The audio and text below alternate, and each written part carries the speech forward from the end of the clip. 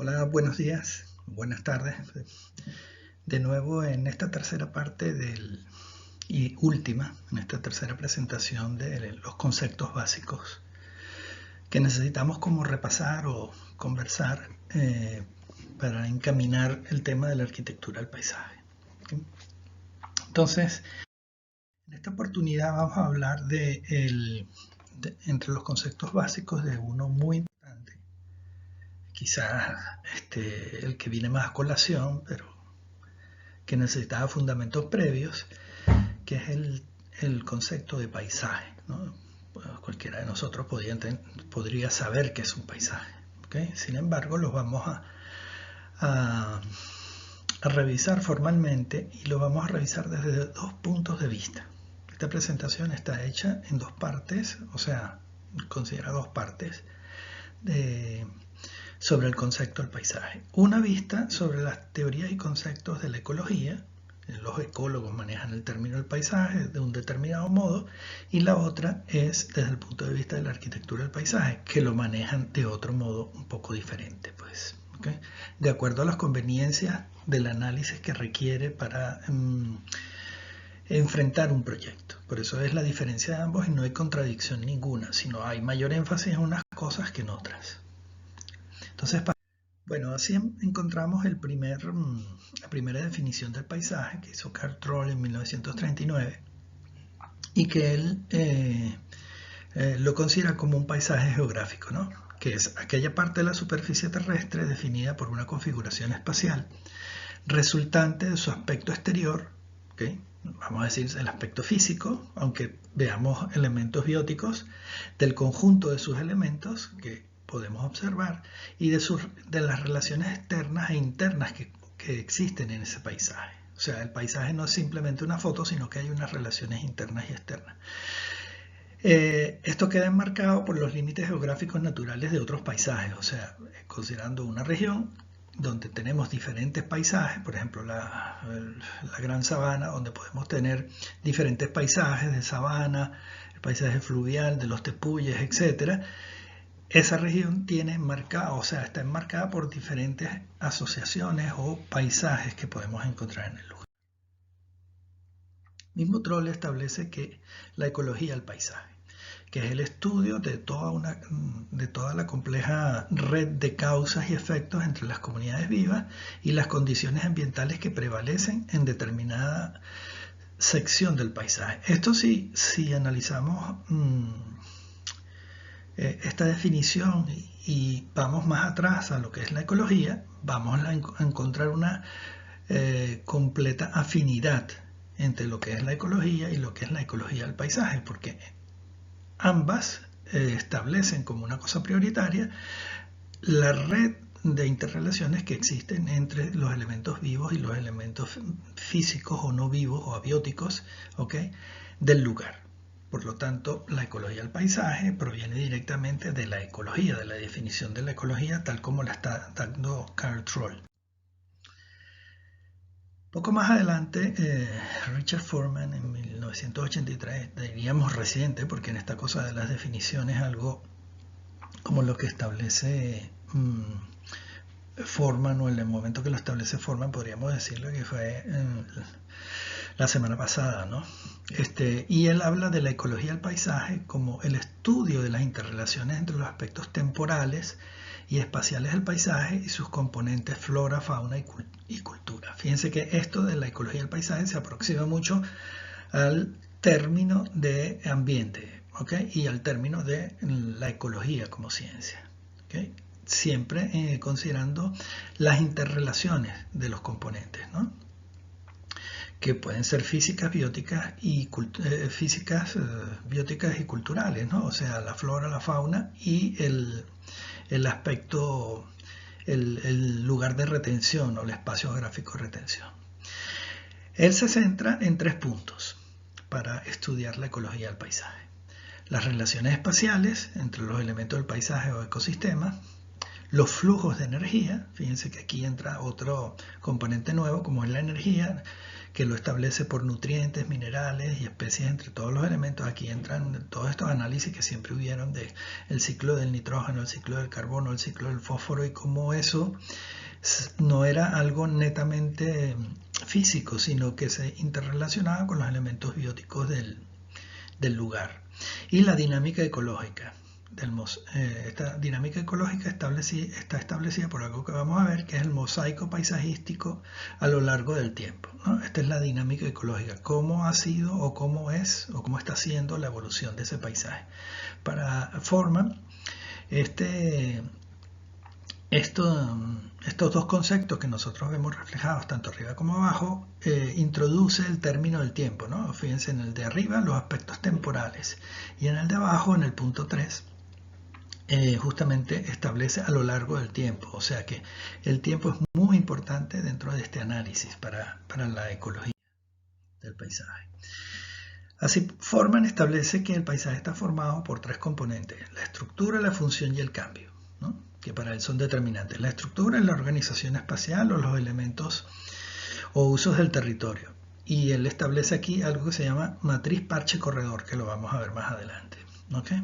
Así está estructurado el paisaje. Luego la función, que es el movimiento o flujos de energía y de masa.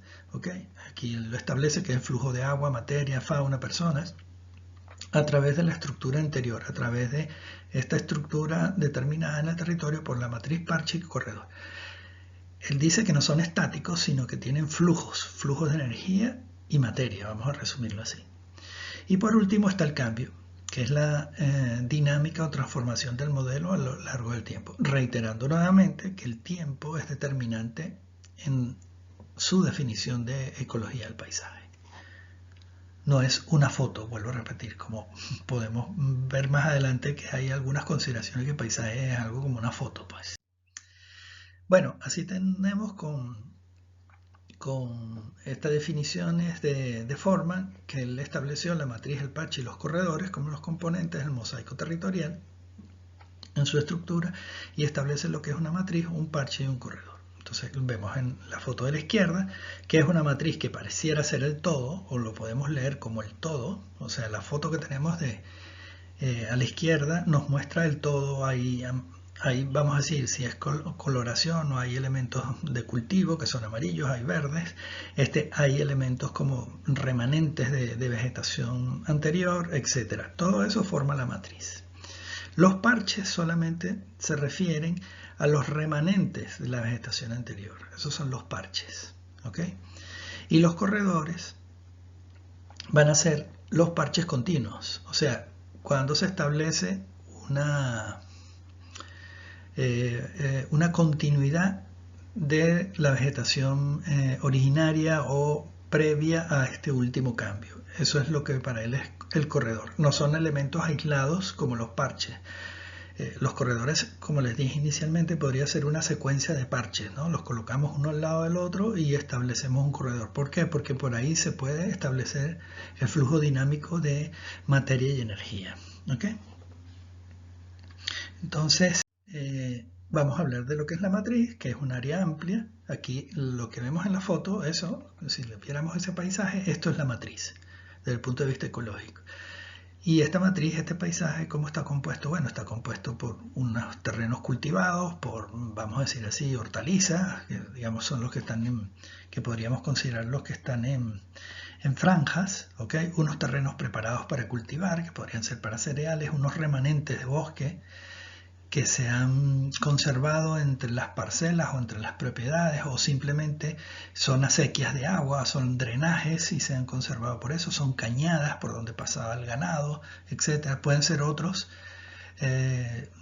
áreas que son simplemente para pasto de ganado, como esta que podría estar aquí o esta que podría estar aquí, donde van rotando a los animales. Esto es lo que podríamos considerar la matriz. ¿Okay? De acuerdo a al texto de la lámina, existe una transición clara y abrupta entre lo que es la matriz, los parches y los corredores, y está formado por ecosistemas similares en función y origen, ¿okay? Porque originariamente era un solo ambiente, ¿okay? O una sola zona de paisaje ecológico unitaria, ¿no? ¿Okay? Es el elemento que ejerce el mayor control sobre la dinámica del paisaje, juega un papel preponderante en el funcionamiento del mosaico. Por supuesto, al establecer una matriz fuerte, se va a establecer la dinámica del lugar. ¿Okay? La matriz a escala geográfica la podemos encontrar en cultivos a la izquierda o en pastizales a la derecha. Podríamos ver, cuando hacemos una descripción ecológica del paisaje, diríamos que el paisaje es un paisaje de cultivos y podemos tener una idea de a qué se refiere la descripción, o de pastizales, ¿okay? Cuyas dimensiones promedio son tales y tales, y podríamos establecer como que esta descripción cualitativa del paisaje que nos estamos encontrando. Ahora entra en juego un elemento, un término que se llama la fragmentación, ¿okay? Que es cómo hemos llegado a estos parches, o cómo hemos llegado de un ambiente, vamos a decir así, pristino, que muy pocos quedan, ¿okay? Pero vamos a decir un ambiente estable, originario, como podría ser la Amazonia, ¿okay? Cerca del borde habitado, con los ganaderos, y como que correspondería a la foto de la izquierda, ¿okay? o al gráfico de la izquierda. Este es el hábitat original con sus llenos y sus vacíos, y posibles intervenciones a lo mejor de poblaciones originarias en el lugar, y luego con unas primeras intervenciones, cómo sería esa matriz, ¿okay? Que hemos entrado a ese lugar en equilibrio, vamos a llamarlo así, durante un tiempo determinado, y hemos decidido deforestar para aprovechamiento de madera, ¿okay? Y ese hábitat fragmentado puede pasar de esta situación a esta situación, quedando mayores o menores aislamientos, ¿no? Y cuando necesitamos este territorio realmente para producir cultivos o para ganadería, que es lo primero para lo que se usa, por ejemplo, en el Amazonas, de meter ganado, o cultivar la palma aceitera, la palma africana. Entonces vamos a obtener este hábitat fragmentado, ¿no? Y fragmentado, pero fíjense que siempre la matriz aparece como una característica, o esta es la característica de este paisaje intervenido, ¿okay? Y en la descripción esa sería la matriz. La matriz no es esta, no es el originario, sino que va a ser esta, es lo que existe en este tiempo. Y el análisis se tendría que hacer en la línea del tiempo, ¿okay? Que es un poco de lo que hablaba Richard Foreman. La fragmentación, ese cambio que yo les dije, como les comenté me adelanté en la diapositiva anterior, y al ocurrir este proceso habrá una reducción de la polinización y con ello los efectos sobre la vegetación. Habrá unas especies dominantes, la biodiversidad se reduce al mínimo posible, solo los más fuertes van a resistir estos cambios rudos, y porque nadie los va a cuidar.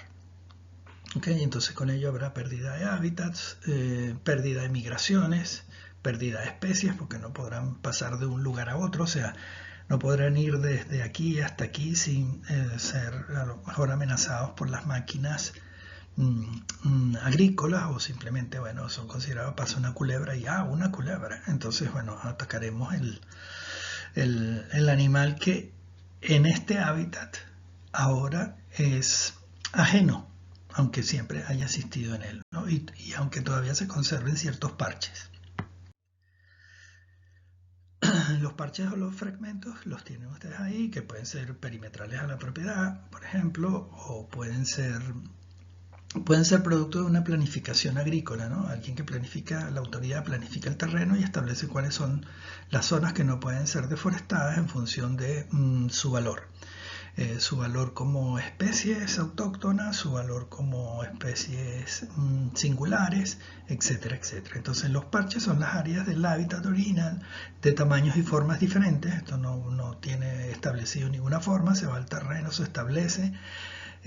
Hoy en día esto se hace por georreferenciación y se establecen después de ciertas visitas o chequeos en sitio, se establece cuáles son los lugares que deben permanecer y qué porcentaje. Y esto hay que conservarlo, pues hay que cuidarlo, no se pueden incendiar sin que tenga consecuencias, etcétera, ¿no? Es un área relativamente homogénea, a diferencia de la matriz, porque por supuesto quedan los grupos fuertes, los grupos que sean considerados por el evaluador como unos grupos singulares. ¿Okay? Y los parches ofrecen recursos y hábitats para diferentes especies, no todas, pero sí para algunas especies. Es una superficie no lineal que se diferencia de las áreas contiguas a menudo y a menudo se encuentran embebidas en la matriz, o sea, son, como su nombre lo dice, son parches dentro de una colcha.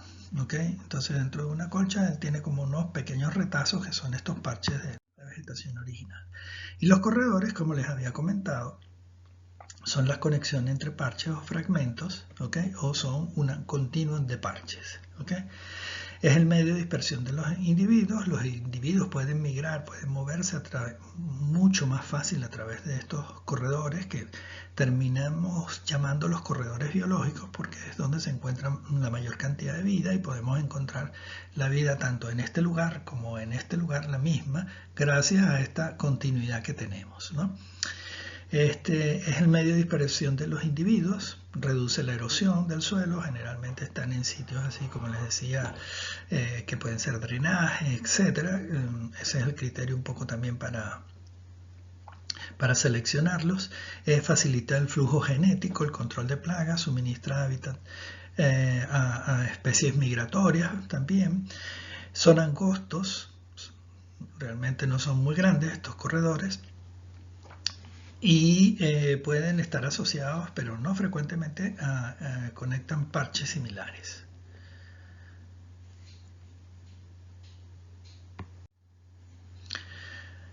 Bueno, disculpen.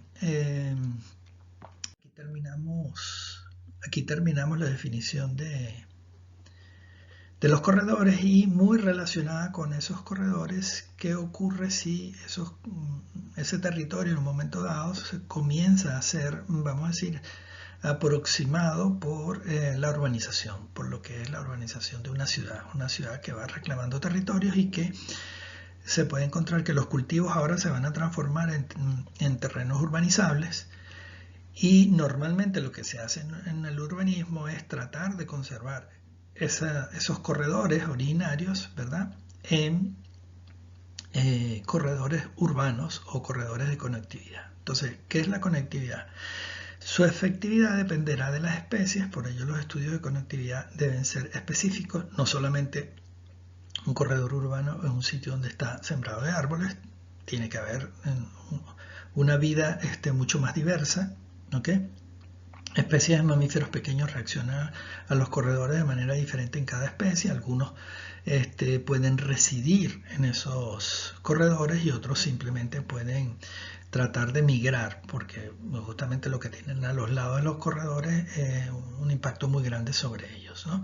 Pero lo que se busca dentro de las ciudades modernas, es que existan estos corredores urbanos o estos especies de fisuras dentro de la trama sólida de la ciudad, en lo que se llama, sobre todo en estas ciudades que se empezaron a considerar multicelulares, donde iban creciendo como grupos o urbanizaciones, llámenlo ustedes, o barrios, llamados en otros lados, donde iban a tener un desarrollo inmobiliario y eso iba a estar, vamos a decir así, controlado por ciertos corredores, ¿no? Esto desde el punto de vista urbano es muy importante porque provee, bueno, una zona verde inmediata a cada urbanización, que es una de las cosas que nos piden cuando la OMS, cuando una ciudad genera áreas verdes, que sean áreas verdes inmediatas a los vecinos, no que haya que, por ejemplo, el Parque Nacional del Ávila no está considerado un área verde urbana simplemente porque no está cerca de las personas. Entonces, bueno, puedes decir, no, yo en Lomas del Ávila sí estoy ¿cómo se llama? Cerca del Parque Nacional del Ávila, puedo ir a pie, etcétera. Sí, pero la mayoría de la población no lo está, por lo tanto no puede ser un área verde urbana y tampoco tiene equipamiento. ¿Okay? Entonces todo ese verde que vemos ahí sí funciona muy bien, es muy útil, es un paisaje extraordinario, es una memoria de lo que todos los que no estamos en Caracas nos recuerda la ciudad, pero no es un área verde o no establece nexos de conectividad con lo urbano. Otra cosa sería que hubiese unos conectores que pudiesen ser, por ejemplo, las quebradas de Caracas, que funcionaran como esta imagen de la foto, quizá no tan idílico, ¿okay? Pero sí que hubiese unos corredores a través de los cuales nosotros pudiésemos ir hasta el Parque Nacional. Entonces, eso establece la conectividad a una zona verde mucho más importante. La red ecológica, este modelo matriz parche corredor, controla fuertemente todos los movimientos, flujos y cambios de los sistemas naturales y de población. ¿Okay? La ecología del paisaje observa los cambios de propiedades entre los tres elementos y sus efectos sobre el ecosistema. ¿Y qué es lo que establece esta ecología del paisaje o qué consideraciones tiene? Bueno, generar la mayor cantidad de corredores o conectores entre cada uno de los parches, como le había dicho, o propiciar que haya entre parches aislados el crecimiento de alguno de ellos y que este corredor se convierta en un solo gran parche. Eso sería, y si no, se puede lograr, porque bueno, aquí hay un desarrollo, y ya hay una industria consolidada, sería un esfuerzo mayúsculo, bueno, establecer unos corredores, ¿okay? A través de los cuales nosotros nos podamos conectar. La conectividad de los espacios es tan importante como la existencia de ellos. No puede ser que uno vaya a un parque y para ir al próximo tenga que agarrar un autobús o irse caminando a una acera de una vialidad agresiva ni nada por el estilo. ¿Okay? Lo ideal es hacerlo a través de un corredor, porque si no el tema de los ciclistas sería muy cuesta arriba, etcétera, etcétera. Bueno, llegamos aquí a la segunda visión o la segunda postura o la segunda forma de ver el paisaje, que no son antagónicas, como les dije, que son las teorías y conceptos desde la arquitectura del paisaje. ¿Sí? Entonces, bueno, vamos a verlos, a los grandes pensadores justamente del término paisaje, los vamos a ver reflejados en esta parte de la presentación, ¿no? Entonces hablamos del concepto de este paisaje, como que el término del paisaje se concibe en función de la relación con el hombre y la percepción que éste tiene de la naturaleza al medio. O sea, esta definición que viene mucho de la definición de la RAE o la RAE de esta, ¿okay? Establece que para que haya un paisaje tiene que haber una relación con el hombre, ¿no? O sea, el hombre tiene que percibir ese paisaje. Si no lo percibe, extrañamente el paisaje no existe, ¿no? O sea, no existe forma de determinar o pruebas de determinar su existencia. ¿Okay? Entonces así vamos a ver que el paisaje es la percepción e interpretación del territorio. ¿Okay? Estamos viniendo desde lo ecológico hacia los términos de la arquitectura del paisaje, ¿no? El paisaje es la percepción e interpretación del territorio. Fíjense que no estamos hablando de relaciones todavía como establecían los ecólogos, ¿no? Entonces aquí tenemos dos definiciones. Una de la RAE, que es la extensión de un terreno que se ve desde un sitio. Esta es la definición de la RAE, que por supuesto es simple y amplia, pero que nos deja ver que para que exista o para poder probar que existe un paisaje, tiene que haber un observador que lo vea. ¿Okay? Y por otro lado, Javier Maderuelo, que es uno de los, vamos a decir, grandes estudiosos del paisaje, ¿okay? Nos da esta primera definición. El paisaje es la percepción que tenemos de un territorio. Fíjense que más o menos hasta aquí estamos de acuerdo con la RAE. De un territorio determinado. No es el lugar físico, ¿okay? No es el lugar físico, sino el conjunto de ideas, sensaciones y sentimientos que elaboramos a partir del lugar y sus elementos constituyentes. O sea, es un término mucho más amplio. No solamente es lo que vemos, sino son las sensaciones que nos da ese paisaje. Cuando nosotros vemos esta foto de Caracas y vemos el Ávila, entonces vemos, por supuesto, un territorio, ¿ok? Vemos la montaña verde, pero recordamos todas las sensaciones que nosotros hemos tenido o que tenemos en el momento que lo estamos observando con la montaña. La montaña está despejada, tiene una nube sobre ella, está verde, está amarilla porque es verano, es época de lluvia y le vemos cascadas. O sea, la montaña nos transmite sensaciones y nos transmite ideas, por supuesto. Oye, ¿qué haríamos sin esta montaña?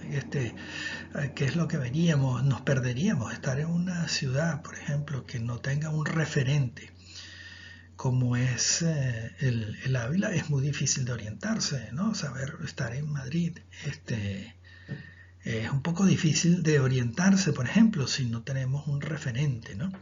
Entonces, Caracas tiene esa bondad de las montañas, o estar en Mérida, pues, por ejemplo. Entonces, tenemos un referente, tenemos una cordillera de un lado y una cordillera del otro lado. Sabemos, en función de su reconocimiento, sabemos dónde estamos, si en el norte, en el sur, en el este o en el oeste.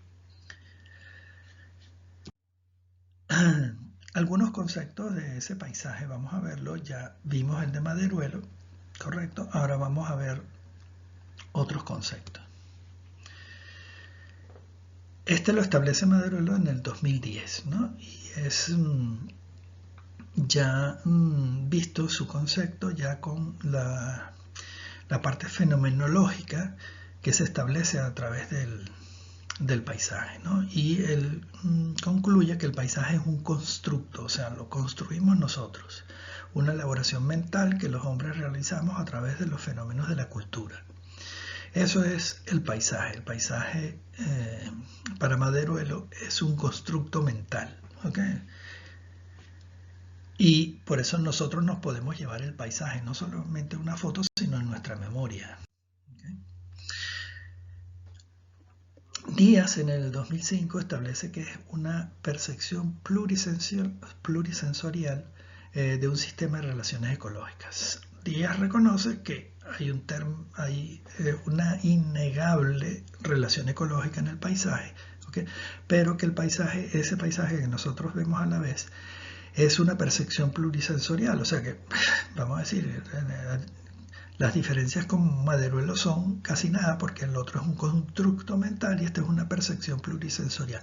Nosotros podemos percibir el paisaje a través no solo de la vista, ¿no? Del olfato, podemos determinar en qué paisaje estamos, podemos determinarlo a través del tacto, o sea, la sensación de la brisa, el calor, el frío, ¿okay? Los sonidos que se establecen en el lugar, todo eso pasa a nuestra memoria como el paisaje que hemos vivido, pues. Yo siempre me acuerdo que una de las veces que visité el Ávila por cuestiones de trabajo, estamos haciendo un trabajo de levantamiento en alguna zona del Ávila, en unas caminerías, y una de las cosas que se me marcó mucho fue una especie que se llama Rhopala complicata, que le dicen carne asada, ¿okay? Y justamente todavía hoy en mi memoria existe y podría identificar cuál es ese árbol al olerlo, porque simplemente partir la rama olía a carne asada. Nunca mejor puesto un nombre, ¿no? Y eso permanece en mi memoria. Quizás yo no recuerde hoy en día cómo era la hoja, pero si yo puedo oler, ¿verdad?, el aroma de la planta, podría saber dónde está. Igual que puede ser, digamos, algo tan simple como el ajo, pues, o el ajo de sociedad, que al tocarlo, que es la Tulbalgia violácea, que al tocarlo despide un olor a ajo, pues. Entonces son cosas que se quedan en la memoria, ¿no? Okay. Vamos a ver ahora el concepto integrador del paisaje, elaborado por Rafael Mata en 2005. Mata establece que cualquier parte del territorio, tal y cual es percibida por las poblaciones o por el hombre, cuyo carácter resulta de la acción de los factores naturales y humanos y de sus interrelaciones. Fíjense que esto ya lo hemos visto Muy parecido anteriormente, algo que es percibido, que es una sensación plurisensorial, que es un constructo. Entonces el paisaje entre todos ellos, estos, se está elaborando un concepto, con otras palabras, ¿okay? En el cual la percepción que tenemos nosotros, los seres humanos o la población, del paisaje va a depender de varios sentidos, no solamente de la vista, la foto, ¿okay? Sino de las percepciones o de lo que construimos nosotros a través del paisaje. Del que haya visitado Sorte puede describir cómo es el paisaje, a qué huele Sorte, que huele a quemado, que tiene diferentes sensaciones, que tienes entre diferentes emociones cuando vas al lugar, así no sea a presenciar ningún rito, sino que pasas por el lugar y ves que está embuido en un halo de misterio, ¿no? Entonces, esos son, vamos a decir así, lo que nosotros percibimos de ese paisaje, ¿okay? Y que resulta de los factores naturales y humanos y sus interrelaciones. Sorte huele a quemado porque se quema los árboles, ¿okay? Se queman los árboles, la pata de los árboles se quema.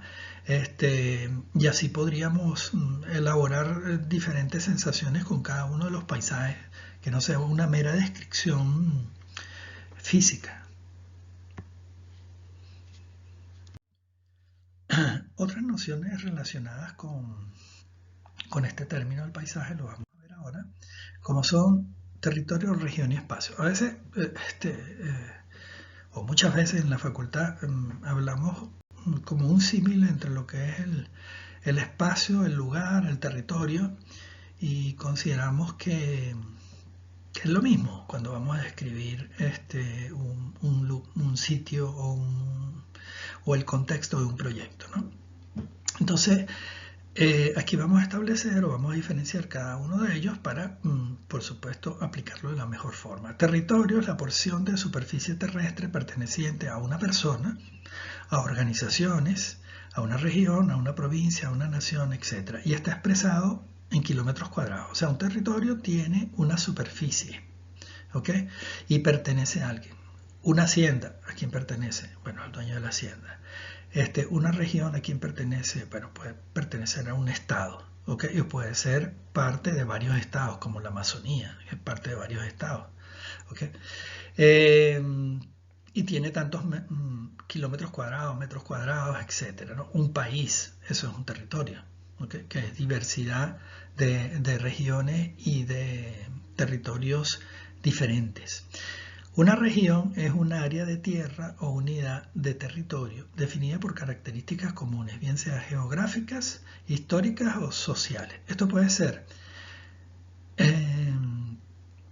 determinado porque es un área, o una unidad de territorio puede ser determinado en superficie, ¿okay? O puede ser simplemente un término más amplio. Una región puede ser los Andes. ¿Cuánto miden los Andes? Bueno, se podría sacar cuánto miden los Andes, pero la región de los Andes es una región, ¿okay?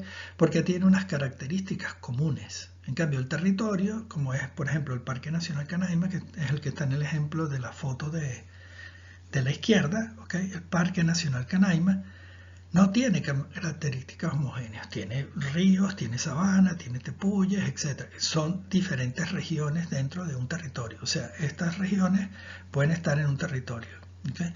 Y una región puede ser tan amplia que incluya varios territorios, ¿okay? Por ejemplo, la Amazonía, los Andes, ¿okay?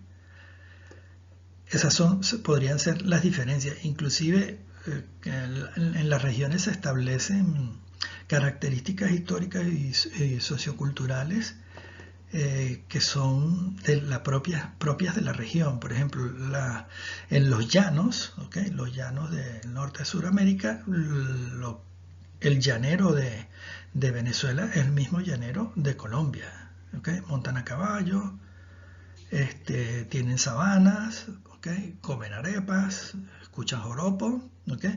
Tienen características comunes. Los Andes de Colombia y de Venezuela tienen características comunes, o sea, cómo cultivan la tierra, cómo hablan, etcétera, etcétera, ¿okay? Y luego entramos en el término de espacio, que es la capacidad de un terreno o un sitio, ¿okay? La capacidad, ese es el espacio. Entonces, bueno, pasamos a la próxima. Y ahora viene el término lugar. ¿Okay? Fíjense que nosotros hemos hablado de lo anterior como espacio, territorio, y podemos hablar también como el lugar que yo voy a proyectar, el espacio que estoy creando. Entonces a veces no tenemos noción de del término que estamos usando. El lugar viene definido por sustantivos, por las cualidades de las cosas y los elementos, por los valores simbólicos, históricos. Es ambiental, el lugar tiene que ver con el ambiente y está relacionado con el cuerpo humano desde el punto de vista fenomenológico. O sea, el lugar lo construimos en base a nuestra experiencia. Eso es un lugar macabro, por ejemplo. Eso lo hemos construido nosotros. No es que en la descripción que nosotros hagamos técnica de un lugar podemos decir es un lugar macabro, ¿okay? Sino que es un constructo que nosotros hemos hecho de ese paisaje y está muy determinado por ciertas características que nosotros hemos percibido y a través del tiempo hemos construido y no hemos quedado con él. Bueno, entonces vamos a hablar entonces ahora de espacio, territorio y región, lo que hablamos en la primera, en la antepenúltima diapositiva, espacio, territorio y región, y se refieren a espacios físicos, ¿okay? Son medibles. En el caso del espacio, además habla de capacidades. Esto es un espacio para 300 personas. No es un territorio para 300 personas, puesto que es muy amplio, y ni una región, sino es un espacio construido, determinado para un número finito de usuarios. El lugar es la experiencia del espacio y la vivencia. Eso es lo que se refiere el lugar. Y el paisaje es la percepción de espacio-lugar, que es una interpretación. ¿Okay? Entonces, estas tres diferencias entre cada uno de ellos es muy importante. Aparte de la primera, que es una referencia, digamos, de dimensión, ¿vale? De dimensión y de características de ese territorio o de esa región, pues para uno de ellos. Y espacio, que es mucho menor, por supuesto, porque habla de capacidades. Pero el lugar es una experiencia que nosotros hemos vivido. Es un lugar maravilloso, es porque hemos ido. Nosotros no podemos decir este lugar es maravilloso, no podemos decir que este lugar, si no lo hemos vivido, hemos tenido experiencia o vivencia o referencia. ¿Okay? Y el paisaje, justamente cuando nosotros hablamos, es de espacio y lugar. Tendríamos que estar en el sitio para poder interpretarlo, de acuerdo a lo que hemos visto hasta ahora. ¿Cuáles son los componentes del paisaje? Bueno, aquí nosotros tenemos un paisaje añorado, que es para los caraqueños, por supuesto,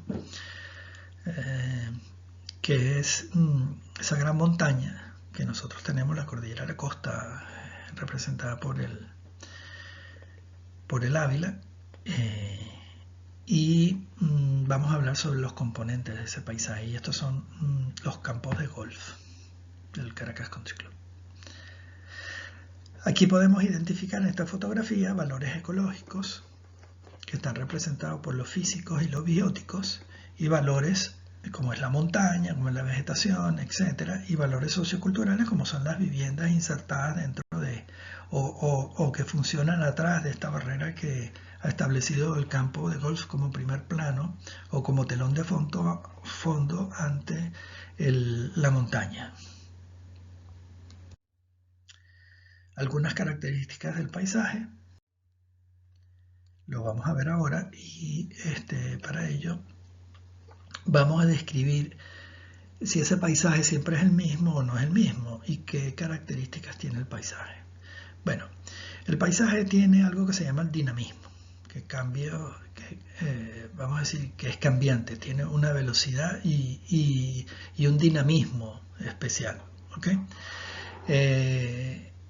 Este paisaje, como ustedes lo pueden apreciar en la foto, lo que refleja es que algo está en movimiento en este primer plano, que está representado por las luces de los autos, ¿okay? Y el paisaje más estático atrás, el físico no inmóvil, ¿okay? Representado por los edificios, o no móvil, representado por los edificios, que está quieto. Pero el paisaje tiene un dinamismo. A medida que nosotros lo vemos, podemos establecer que existen dinámicas, no solamente en este paisaje urbano, sino en el paisaje, vamos a decir así, más natural, ¿no? O sea, es dinámico porque se están moviendo las especies, o sea, hay una bandada de pájaros que cruza ese paisaje que en un momento dado nosotros estamos viendo como estáticos, hay unos sonidos que aparecen, etcétera, etcétera.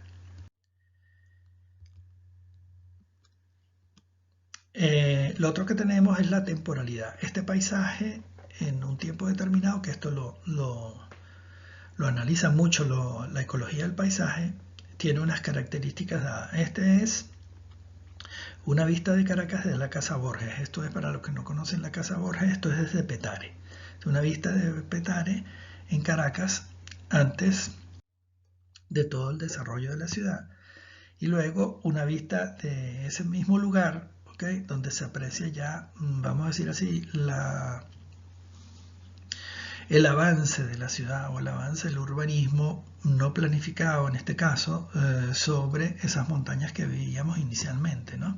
Y luego podemos ver la comparativa entre ambas, ¿okay?, dónde está la montaña en cada una de ellas y cómo esta ciudad avanza por el territorio que está disponible. Fíjense, primero por supuesto en la ciudad de Caracas y en todas las ciudades de Hispanoamérica, primero se urbanizaron o se ocuparon aquellos terrenos que eran más fáciles y luego los más difíciles fueron ocupados por aquellos que no tenían dinero para pagar los urbanizados, ¿no?, y necesitaban una solución rápida de vivienda.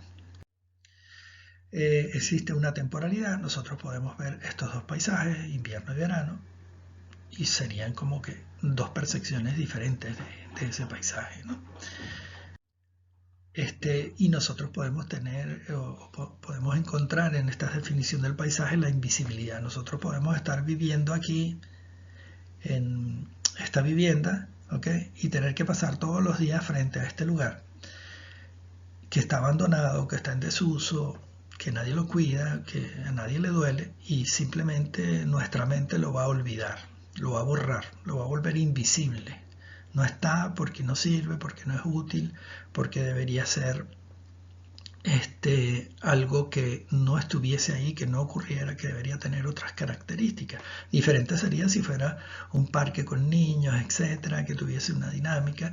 Entonces ahí sí lo percibiríamos. A lo mejor hasta nos produciría ruido en la casa y los niños están jugando ya pelota y tal, que sé yo, pero establece que es visible, mientras que si ocurre esto es invisible. Es como lo que ocurre por ejemplo, en mi experiencia en el barro Catuche, que estuve trabajando un momento dado ahí, que la gente no percibe la quebrada. La quebrada Catuche, que fue una de las primeras cosas que yo vi al llegar, coño, cómo esta quebrada existe en este lugar, los olores que produce, el grado de contaminación, no sé qué, y la gente que está ahí la ha invisibilizado, ¿no? Bueno, ese es el río. Simplemente es el río, pues ya está, no les preocupa, solo les preocupa cuando crece, mientras tanto es invisible, no les perturba, no se hace nada por mejorarlo, ¿okay?, si no hay iniciativa de otra persona ajena al lugar, vamos a decir, o si no hay la fuerza de un grupo social que esté detrás de eso, ¿okay? Entonces terminamos haciendo invisible lo que no nos gusta, ¿okay? Es como los trabajadores del aseo urbano, de los recolectores de residuos del aseo, que terminan no oliendo la basura. A nosotros nos puede parecer terrible el olor del camión y ellos no es que tengan una mayor resistencia, es que simplemente su organismo ha bloqueado o ha hecho invisible, en este caso sería imperceptible, los olores de lo que están transportando, porque si no, no lo podrían hacer, pues. ¿Sí? Ahí les dejo ese pensamiento de Nongue sobre la invisibilidad de los paisajes. Lo otro que tenemos es la intangibilidad, ¿no? La intangibilidad que puede tener el paisaje. Nosotros podemos ver esto que está aquí y lo vemos, bueno, qué curioso, unas máquinas y tal, y seguimos. Pero de repente no vemos todo lo que está detrás de lo que aquí ha ocurrido con esas maquinarias, que a lo mejor procesaban caña de azúcar y cómo era, dónde estaba el cultivo, cómo se transportaba, cómo se llevaba a este lugar, cómo funcionaba, por qué se hacía así, etcétera, etcétera. Entonces este paisaje que para nosotros está reflejado en una mirada simple o para alguien que puede estar expresada una mirada curiosa, ¿okay? Se le hace intangible una serie de eventos que han venido ocurriendo durante el tiempo en ese lugar. Otra característica es la efemeralidad. La efemeralidad o lo efímero de ese paisaje es que, por ejemplo, esta es la Plaza Altamira, en su época de bonanza, donde teníamos aquí, que se repetió varias veces, la Feria del Libro. Entonces la plaza se transforma en un centro de comercio del libro. Fíjense ustedes que nada de esto existe apartando el obelisco y la glorieta final, ¿okay? Todo es efímero, son efímeros los sanitarios, son efímeros los techos, la iluminación, las arcadas de negocio o los pasillos de comercios de libros. Y esto puede ocurrir, y ocurre en muchas ciudades del mundo, y ocurre a lo mejor una semana, 2 semanas, donde se hace una feria, la feria de Navidad, la semana del libro, la semana de cualquier otra cosa, donde el espacio público se transforma, ¿ok?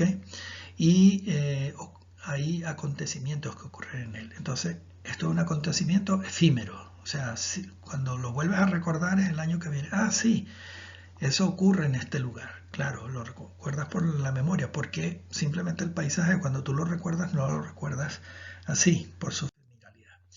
Lo efímero también pueden ser los grafitis. Bueno, porque es muy apreciado, entonces ha sido conservado, pero pueden ser unos grafitis simplemente pintorreados, donde existen hasta que venga la autoridad y de repente los repinte esto, o le pase el hidrojet y limpie la pared. Okay, entonces este paisaje que mucha gente en este momento lo puede apreciar, digamos como parte de este arte urbano, apreciado por su artista, por supuesto, lo hubiera hecho otro, de repente no tenía la misma trascendencia, pero podría venir la autoridad y simplemente limpiarlo, acabar con él, pues. O sea, por eso es efímero, ¿no? Entonces, esa es otra característica del paisaje. El paisaje puede ser también, puede tener lugar a la estratificación o estar estratificado. Por ejemplo, en la antigua Roma, ¿cuántas veces se construyó Roma sobre sí misma? ¿Okay? Entonces, en la antigüedad, donde nosotros vemos restos arqueológicos, observamos que puede haber debajo de una determinada construcción otra mucho más antigua que se construyó sobre ella simplemente no había el espacio que se requería y se construye sobre la anterior.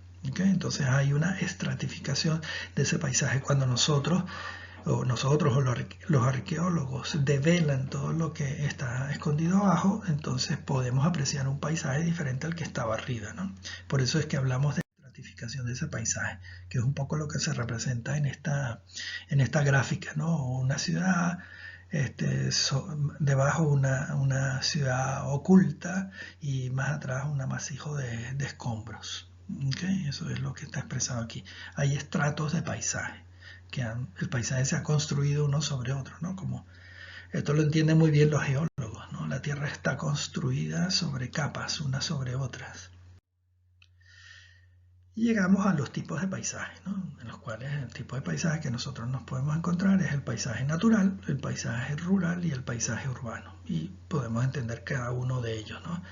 El rural es el paisaje natural intervenido, que es el que podría darnos como cierta duda.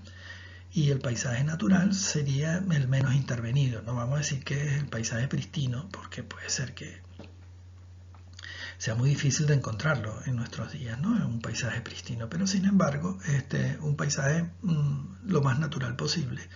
Un paisaje rural es aquel que ya tiene su aspecto físico cuasi intacto, lo que está representado por las montañas, una fuerte vegetación o bosques aún se conservan, pero los lugares bajos son aprovechados como cultivos, hay casas, hay instalaciones para el pastoreo, etc. Y el paisaje urbano es el que, bueno, simplemente ha echado una tabula rasa sobre ese paisaje rural y natural que fueron previos a él, y ha construido densamente ocupando el suelo y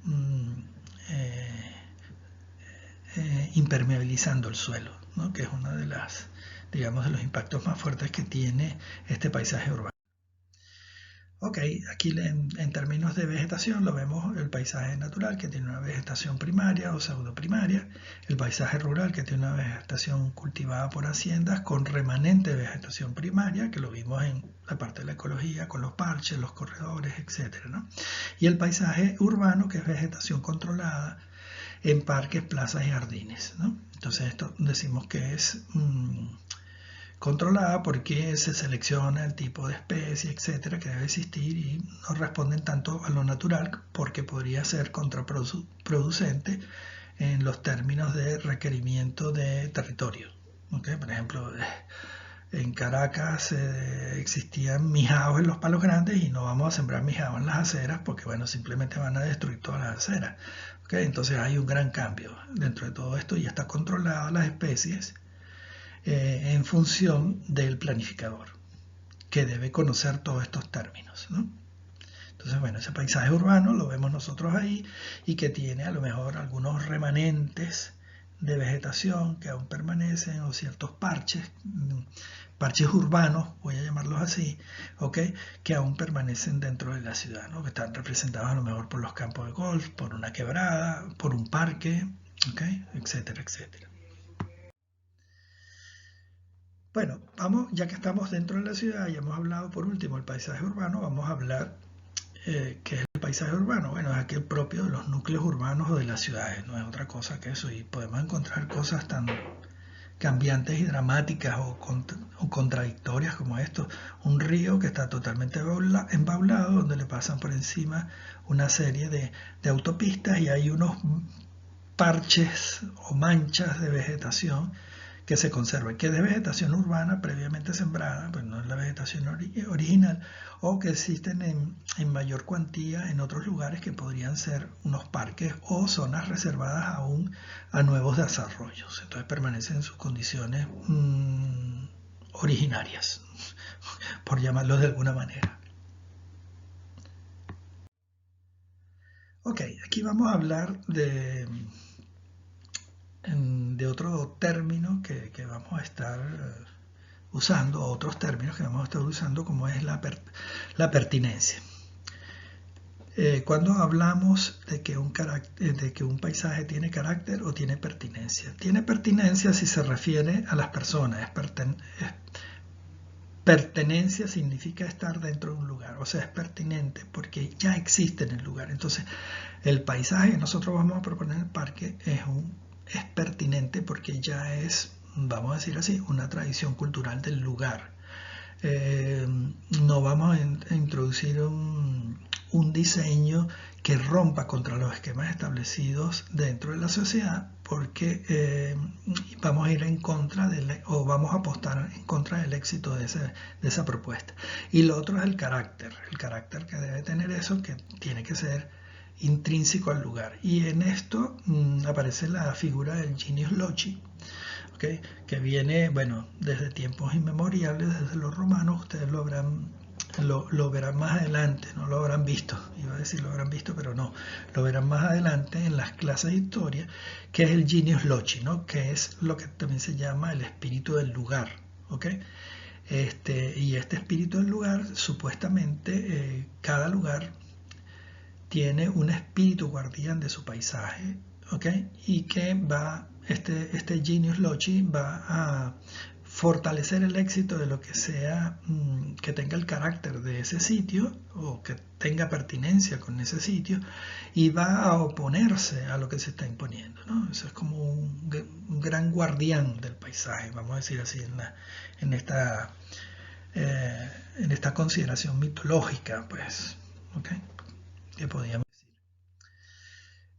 El paisaje cultural. Dentro de este paisaje urbano nosotros podemos encontrar este paisaje cultural que, si bien no tiene por qué ser urbano, sí está involucrado el hombre en su construcción. Entonces los paisajes culturales representan las obras que combinan el trabajo de la naturaleza y el del hombre. ¿Okay? Lo que nosotros vemos aquí a la izquierda y abajo a la derecha, son las terrazas de arroz. O sea, son unos diques que se construyen para ser inundados, unas terrazas, porque esto está cultivado en montañas, generalmente, otras en partes inundables como ríos, que son simplemente, cuando el río crece se inunda. Por ejemplo, en Valencia, España, ocurre mucho eso, que es una gran zona productora de arroz.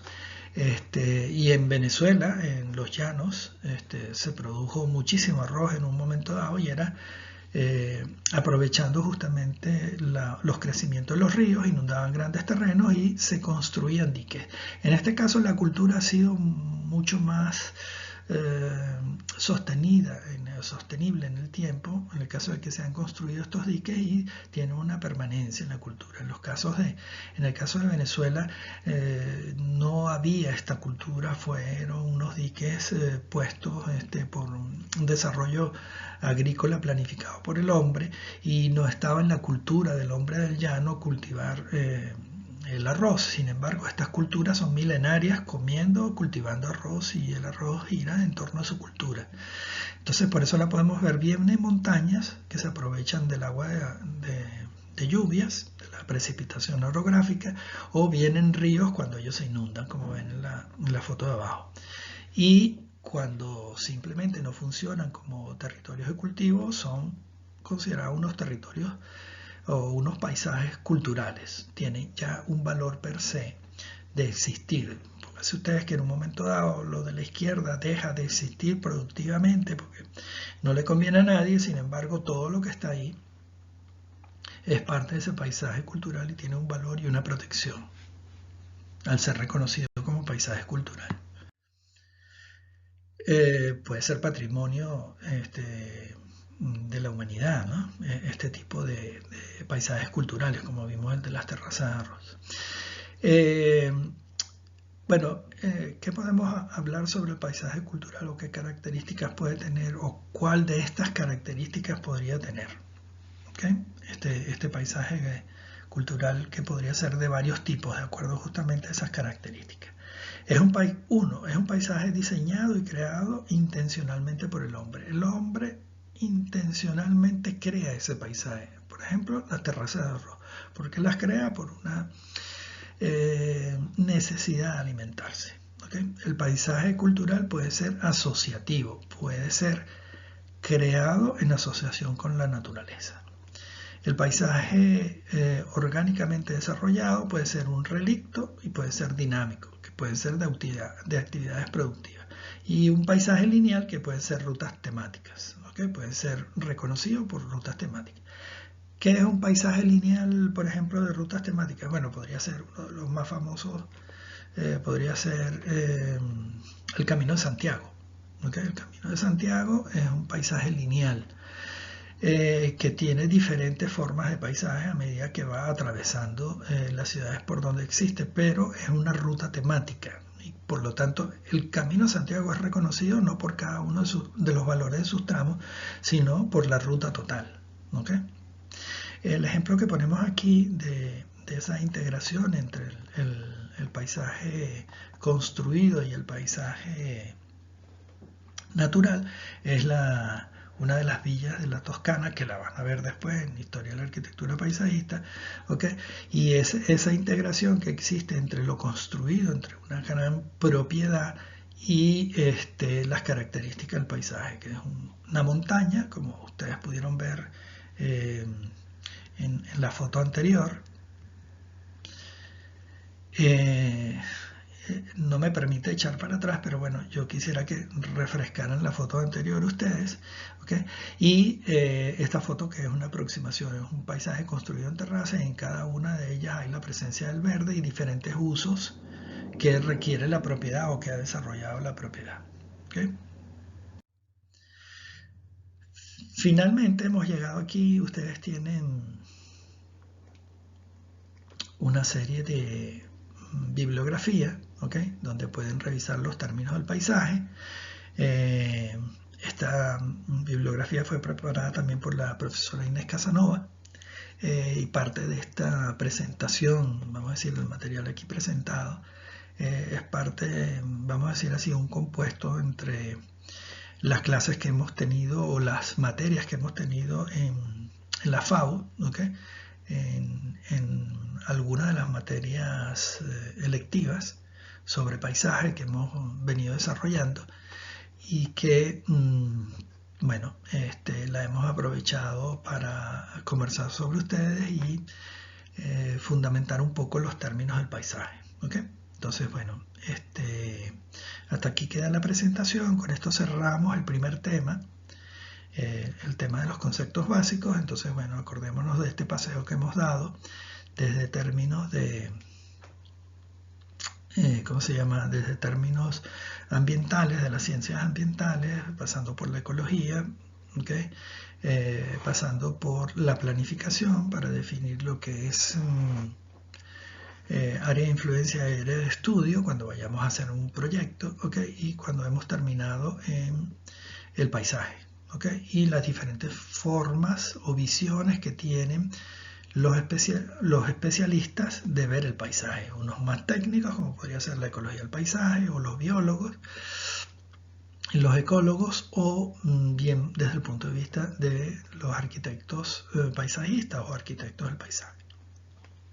Entonces, bueno, hasta aquí me despido y nos vemos en el segundo tema, que lo va a dar la profesora Inés Casanova, que habla sobre historia del paisaje, y yo remataré en la última presentación justamente la evolución de esa arquitectura del paisaje hasta nuestros días. ¿Okay? Bueno, muchas gracias, hasta luego.